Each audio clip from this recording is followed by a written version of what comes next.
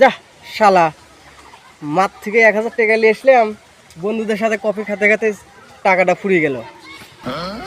যাই দেখি মার কাছে আর 1000 টাকা চাই, দেয় নাকি। পকেটে একবারে তো ফাঁকা।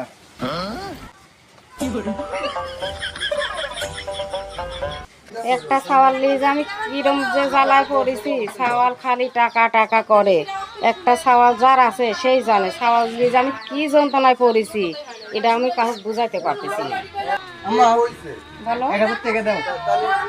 আম্মা 1000 টাকা দাও, সকালে 1000 টাকা নিয়ে গেছে, ওগুলো কি করছে?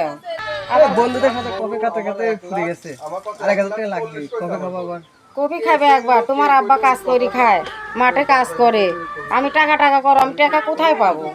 টাকা টাকা করো না, তোমার আব্বা মাঠে আছে, তোমার আব্বুর কাছে যাও, তোমার আব্বুকে যা বলো যে টাকা লাগবে।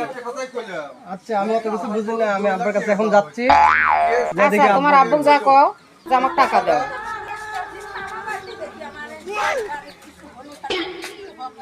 একটা সাওয়াল যার, তার লাগে টাকার গাছ লাগাইতে হবে। টাকাটা কোথায় পাবো? তার কাছে আমি এই কথাগুলো বলবো? আল্লাহ, তুমি আমাকে মাটি ফাঁক করো, আমি মাটির মধ্যে চলে যাই।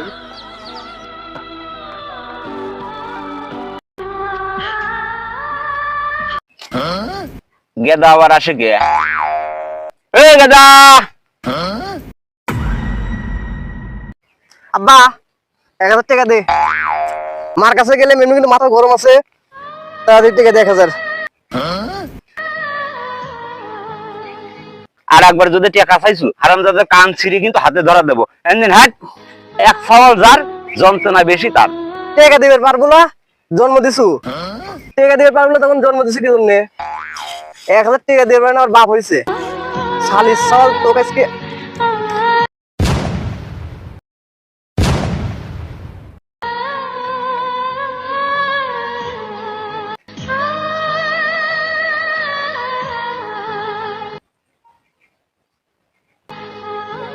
এক সওয়াল যার, যন্ত্রণা ভরা বুক তার।